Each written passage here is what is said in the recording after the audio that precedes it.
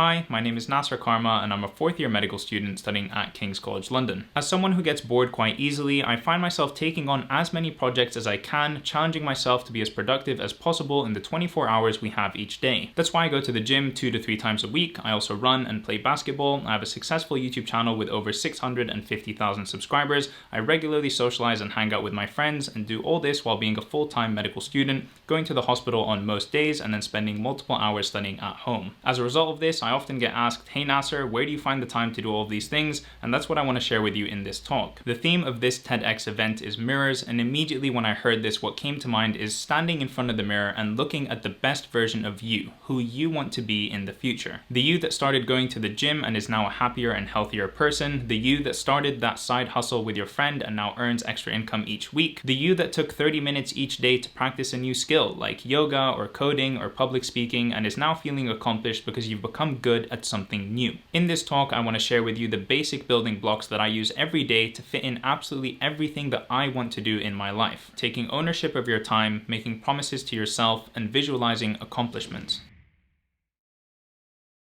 I think the first and most important step in taking ownership of your time is realizing that you and only you are in control of your own time. I really don't like the phrases, "I don't have time" or "I wish I had more time," because I truly believe that everybody has enough time to do what they want in their day. It's about realizing where that time is, taking ownership and control of it, and using it effectively. And the reason that I say this is because I know that the vast majority of us, whether we realize it or not, whether we want to believe it or not, spend around an hour of the day, probably in the best case scenario, just wasting time. And when I say wasting time, I'm referring to activities that bring us little or no value to our life. A great example of this that I think a lot of us can relate to is endlessly scrolling through social media on our phone. Now, I don't think using social media is inherently bad. In fact, I get a ton of value from watching other things that people put out on social media. I'm just saying that once we pass that point and we're sitting down endlessly and mindlessly scrolling through our phone, that's when we're wasting time. Now, if we take that example and we look at it as a single event, maybe you've spent an extra 5 minutes, 10 minutes scrolling through your phone mindlessly, it's not really that big of a deal. But if you do that multiple times a day, every single day, then you'll find that over the course of a week, this obviously adds up to a substantial amount of time. And if that time adds up to something like 2 or 3 hours, then just imagine what you could be doing with an extra 2 or 3 hours in your week. You would never say the phrase, "I don't have time" or "I wish I had more time" again. And that's just one example. We haven't even talked about going down a YouTube rabbit hole or calling or texting your friends endlessly, binge watching TV shows. We haven't even touched those uses of time. Now, all those things do have their own value and they are useful. It's just when you do them in excess and you're mindlessly doing those things, that's when it becomes a waste of time. The point that I'm making is that every single one of us has within our day probably around an hour of time where we're not doing something that's bringing us as much happiness or fulfillment or accomplishment as it could be. We can take that time, repurpose it, mold it, shift it, and put it into something else that we actually care about, a passion project, playing a new instrument, learning a skill, whatever it is that you want to do. So I think this first step is to realize that the time that you're looking for, that you wish you had in order to do the things that you want to do, it actually does exist in your day. You just have to identify it, realize where it is, and then take it and use it to do something else that you actually care about.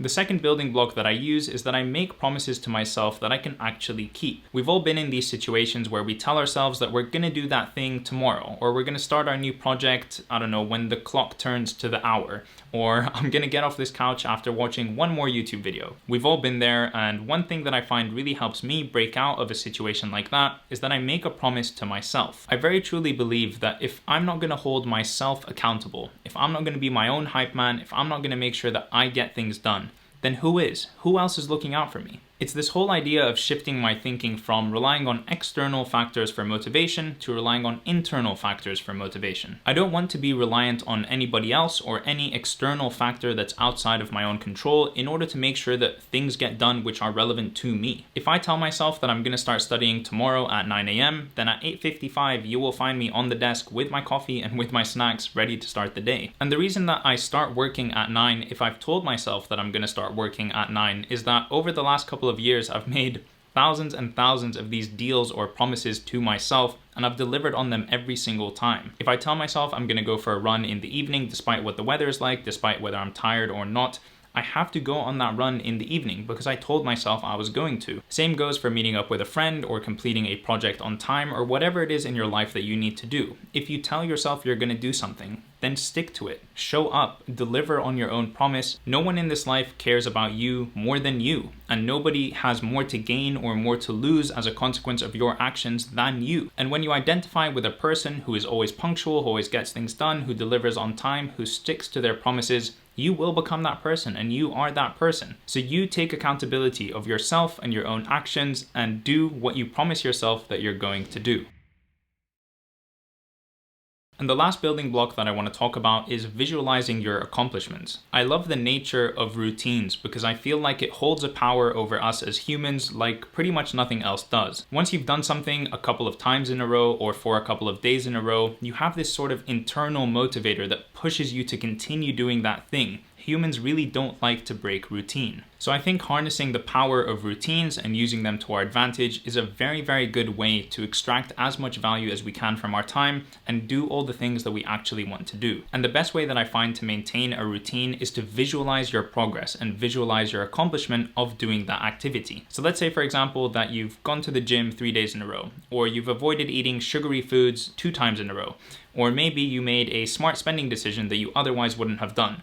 Make sure that you reward yourself. Anything that you're proud of, make sure that you visualize it in some way, shape, or form. Write it down on a piece of paper or a sticky note and put it on your fridge or maybe on your desk in front of your monitor so that you can see it every single day. Write it down on a whiteboard in your room, or you can put it in the Notes app on your phone. You can even download all kinds of apps in order to keep track of habits and track your progress every single day. Whatever it is that you choose to do, make your accomplishments easily visible and easily trackable. The more easy it is to track your progress or your routine or your habit, then the more likely you are to do it, and the more likely you are to get that positive feedback loop from seeing your progress and encouraging you to do that thing more and more. Before you know it, completing your tasks, tracking them, and seeing your progress is going to become second nature. And when you build that routine, you'll have the opposite problem that you had before. Instead of finding it difficult to get started with a habit, you will find it difficult to break that habit because you've been doing it for so long and you have that internal motivator to keep the gears going.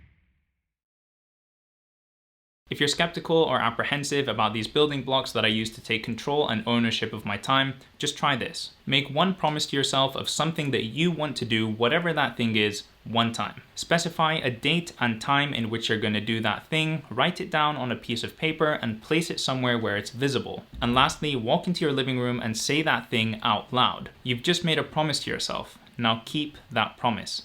Thank you for listening.